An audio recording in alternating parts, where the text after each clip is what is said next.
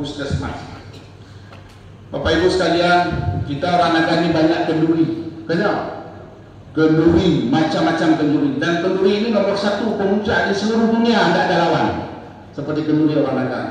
Jadi orang Nagari tiap hari makan daging, tiap hari makan gula, wadah-wadahnya semua gula. Apa yang terjadi? Hampir semua orang Nagari ada penyakit gula, darah tinggi, dan sebagainya. Selama ini berobat suka ke Pinang, keluar daerah. Nanti ke depan, walaupun kita berobat kuat, ini harus ada dokter-dokter spesialis penting yang standby di rumah sakit kita. Kemudian juga dalam pikiran saya, di dalam makmur puskesmas alumini itu harus kita tingkatkan status. Kita harus jadikan rumah sakit mini minimal. Karena di sana masyarakat kita hampir 40.000. Jadi itu kita tingkatkan puskesmas menjadi rumah sakit mini. Kemudian juga lain-lain. Kemudian yang keempat, membangun infrastruktur daerah yang terkoneksi dengan kawasan ekonomi masyarakat. Ini terkait infrastruktur, Bapak Ibu sekalian. Dulu saya salah seorang yang menyusun Grand Design Pembangunan Negara. Ada program-program besar yang tertunda, yang belum kita laksanakan. Ini harus kita lanjutkan kembali. Apa itu, Bapak Ibu? Misalnya perpanjangan lapangan pacu Bandara Junyadi. 600 meter lagi kita perpanjang, itu sudah bisa turun pesawat pada lebar. Dan ini bukan mustahil.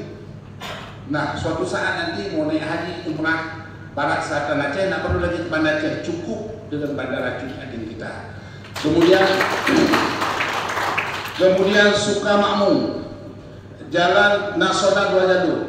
Membangun 2 jalur ini sebenarnya tidak mudah, tidak berat. Kenapa? Seperti contohnya misalnya dari Sempampun Belabu atau Jeram Sempampun, itu tidak perlu pembebasan tanah, karena yang berat bagi daerah adalah beban pembebasan tanah. Jadi itu cukup kita menghadap Menteri PUPR ke Jakarta, Pak Menteri tolong dibangun, selesai. Jadi tidak begitu berat-berat membangun jalan.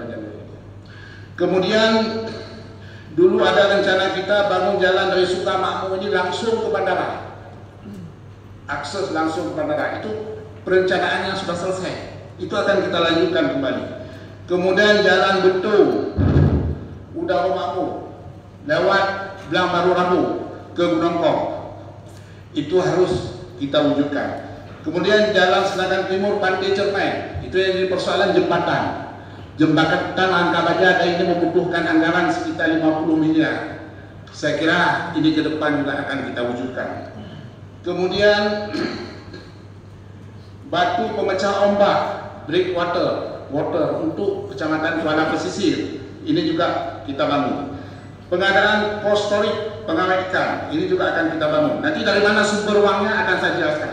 Jadi bukan cek aneh ini. Kemudian rehabilitasi irigasi Jeram, ini juga akan kita lakukan.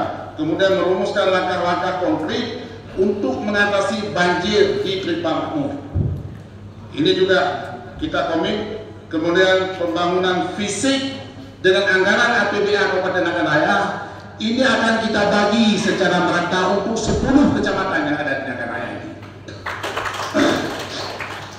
Kemudian yang saya sebutkan yang besar-besar itu kita bangun melalui apa? Kita bangun melalui anggaran pusat. Bagaimana cara bangunnya? Cara bangunnya kita melobi ke pemerintah pusat agar yang saya sebutkan ini, infrastruktur yang saya sebutkan itu masuk ke proyek strategis nasional. Kalau sudah masuk ke proyek strategis nasional, ini sudah langsung dengan sendirinya dibangun oleh kita. Dan kami alhamdulillah diusung oleh Partai Golkar. Partai Golkar ini merupakan partai pendukung utama Pak Prabowo Gibran. 5. Jangan khawatir, Pak. Terwujudnya tata kelola pemerintahan yang profesional dan berintegritas. Saya kira semua kita sepakat bahwa pejabat-pejabat yang akan kita tempatkan dari seluruh struktur pemerintahan kabupaten ke depan ini haruslah yang profesional, haruslah yang rekam jejaknya sesuai dengan tugas yang akan kita berikan. Kemudian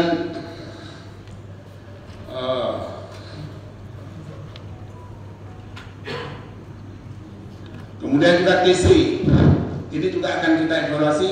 Saya mendapat keluhan banyak dari ASN kita, TC ini tidak layak dan sangat memprihatinkan. Ke depan akan kita tingkatkan TC ASN kita ini, sehingga kita baru bisa menekan ASN kita itu bisa berdisiplin di dalam dia bekerja.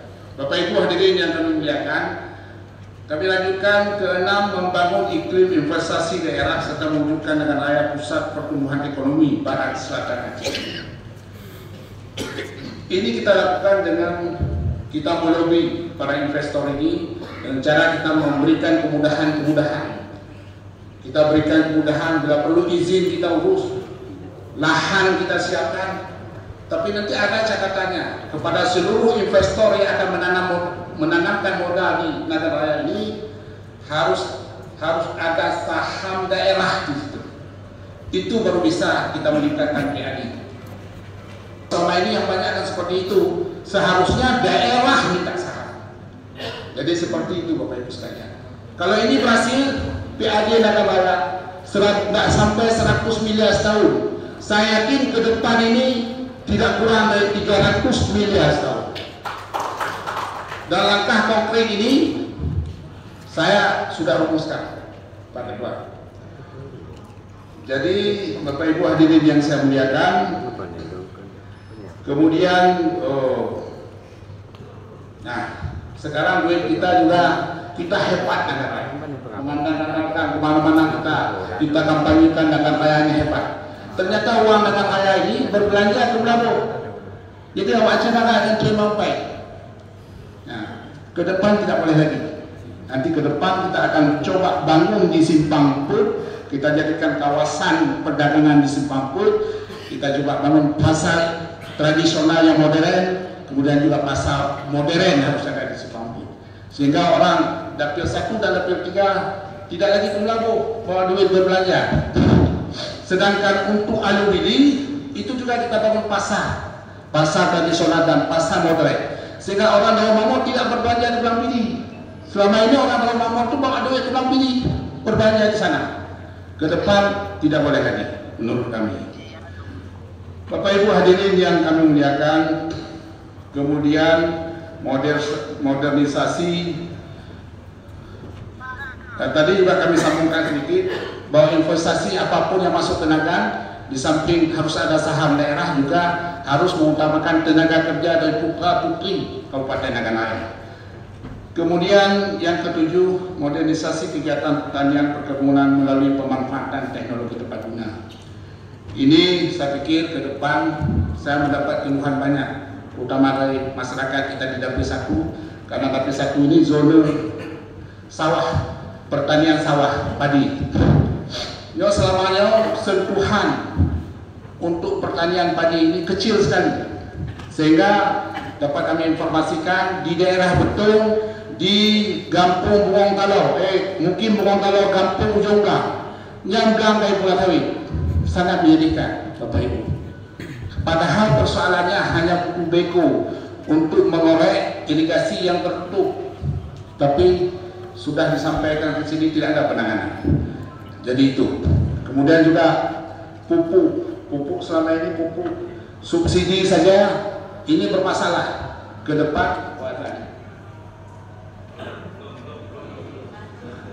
depan pupuk kita berikan gratis. Sebenarnya untuk pertanian tani ini, sawah ini tidak perlu banyak.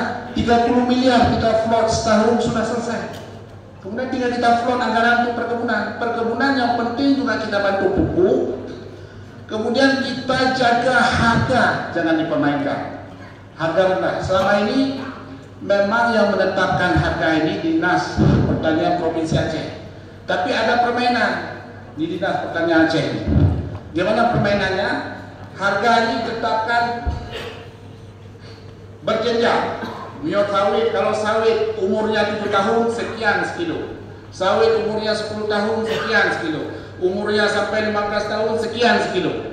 Jadi yang harga yang diambil yang harga terendah, harga sawit yang 7 tahun. Ini permainan. Dan ke depan Bapak Ibu sekalian, kalau insya Allah paslon nomor 2 jadi bupati dan wakil bupati, saya akan teken perpu untuk menentukan harga sendiri.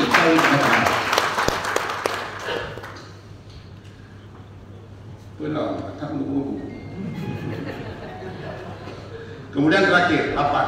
Melestarikan, mengembangkan, serta mempromosikan ada istiadat dan budaya Kabupaten Nagan Raya.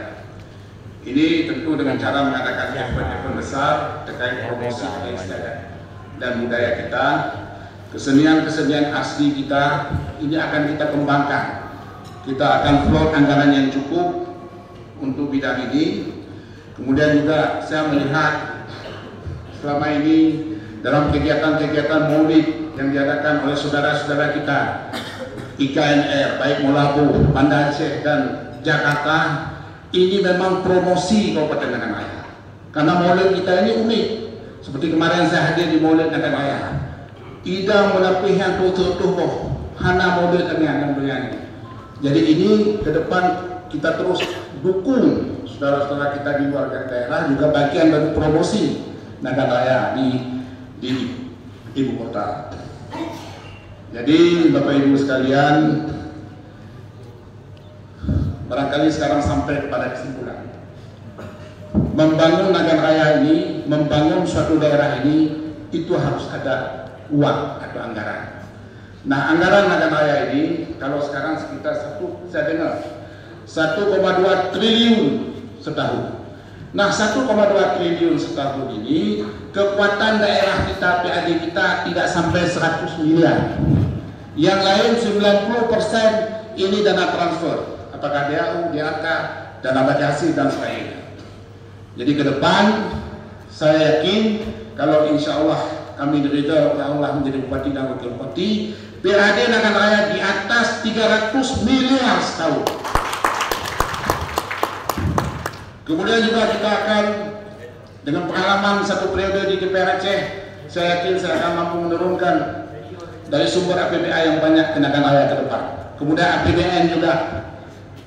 Insya Allah kita punya beberapa menteri dan seluruh pimpinan komisi di DPR RI itu ada kader Golkar.